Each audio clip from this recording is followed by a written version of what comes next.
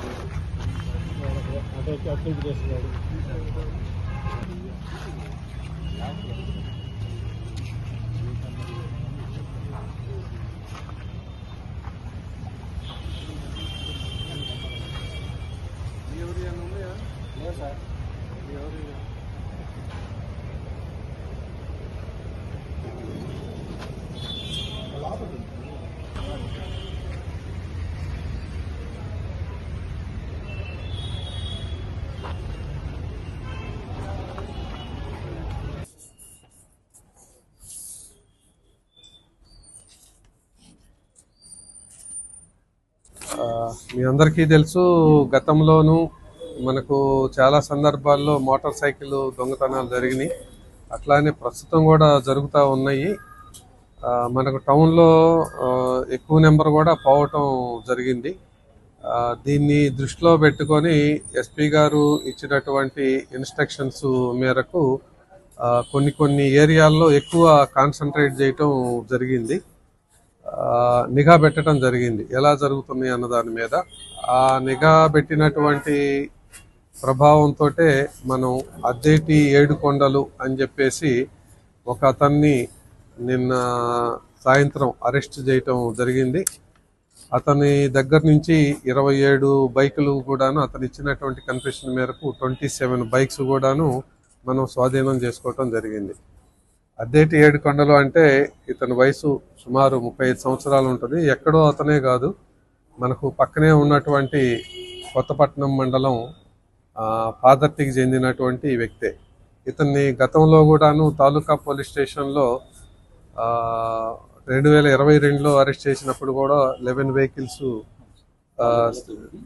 Seize చేయటం జరిగింది. అట్లాగనే గుంటూరు జిల్లాలో కూడా ఇంకొకసారి కూడా అరెస్ట్ కావటం జరిగింది అనమాట. ఇతని మీద మనకు తాలూకా పోలీస్ స్టేషన్లో సస్పెక్ట్ షీట్ ఓపెన్ చేశారు. ప్రజెంట్ అదైతే కొత్తపట్నంకు ట్రాన్స్ఫర్ అవుతుంది ఆ షీటు.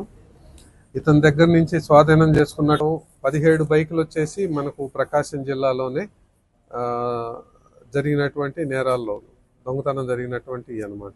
ఈ 17లో కూడాను మనకు ఒంగోలు 1 టౌన్ 2 టౌన్ తాలూకా లిమిట్స్లోయే మొత్తం 16 వెహికల్స్ రికవర్ చేయడం జరిగింది.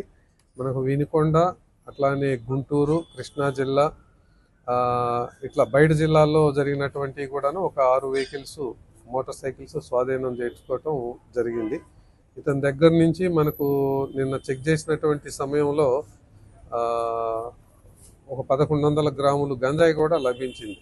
అతను ఇటీవలే దాన్ని చిన్నగా వేరే చోట కొనుక్కొని వచ్చి అమ్మటానికి ప్రయత్నం చేసేటటువంటి భాగంలో దగ్గర పెట్టుకున్నటువంటి దాన్ని కూడా అతని దగ్గర నుంచి స్వాధీనం చేసుకోవటం జరిగింది. దీంట్లో మనకు పట్టుకోవడంలో కానీ ఈ మోటార్ సైకిల్స్ అన్ని రికవర్ చేసేటటువంటి విధానంలో కానీ బాగా చేసినటువంటి Ongole one town CI Nagaraju గారికి, అట్లాగనే వాళ్ళ సిబ్బంది సురేష్, సాయి, విజయ్, అనిల్ వీళ్ళందరికీ కూడాను ఎస్పీ గారు రివార్డ్ ఇస్తామన్నారు. వాళ్ళందరికీ కూడాను గ్రీటింగ్స్, కంగ్రాచులేషన్స్ చెప్పారనమాట ఎస్పీ గారు కూడా. అందరూ గమనించాల్సింది మరి ఇంకొకటి, పబ్లిక్కు చెప్పేటటువంటి సూచనల్లో మీరు చాలా సందర్భాల్లో ఇప్పుడే వస్తాం కదా 2 నిమిషాలే అని చెప్పేసి షాపులోకి పెట్టేసి వెళ్ళటం, లేదు అని అంటే రోడ్డు మీదనే పెట్టేసి వెళ్ళటం, అంటే దానికి ఎటువంటి ప్రికాషన్స్ తీసుకోకుండా పెట్టేసి వెళ్ళిపోవటం, ఇట్లా జరుగుతున్నటువంటి సందర్భంలో ఇవి జరుగుతూ ఉన్నాయి. అట్లాగనే ఇంటి దగ్గర కూడాను మనకు ఇప్పుడు సమ్మర్ కూడా వస్తూ ఉంది. సమ్మర్ వచ్చినటువంటి సమయంలో కూడాను కొంచెం మనకు ఇంట్లో దొంగతనాలు కూడా ఎక్కువ జరిగేటటువంటి అవకాశం ఉన్నటువంటి సమయం అన్నమాట, వేసవి సమయం. కనుక అందరూ కూడాను మీ ఇంటి దగ్గర సీసీ కెమెరాలు పెట్టించుకోవాలని చెప్పేసి మా డిపార్ట్మెంట్ వైపు నుంచి అందరికీ కూడాను ప్రజలకు విజ్ఞప్తి చేయటం జరుగుతుంది. సీసీ కెమెరాలు ఉంటే కొన్ని సందర్భాల్లో ఒకవేళ ఏదన్నా అఫెన్స్ జరిగినా ఇంట్లో కూడాను మనం ఎవరు వచ్చారు ఎవరు వెళ్ళారు అన్నది పర్సన్స్ను ఐడెంటిఫై చేయడానికి ఈజీగా ఉంటుంది.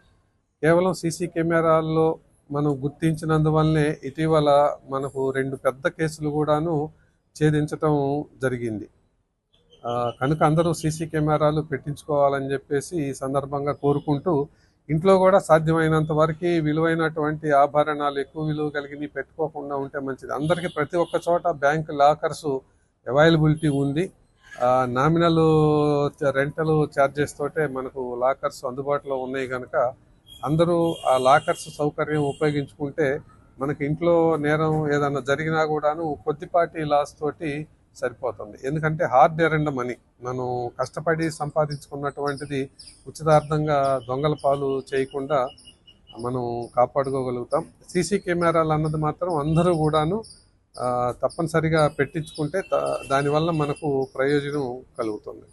అట్లాగనే దుకాణాలు ఉన్నటువంటి షాపు యజమానులకి, అట్లాగనే రోడ్డు సైడ్ ఫేస్ చేసి ఉన్నటువంటి ఇళ్ళ దగ్గర పెట్టించుకున్నటువంటి కెమెరాలు పెట్టించుకుంటున్న వాళ్ళకి కూడా నా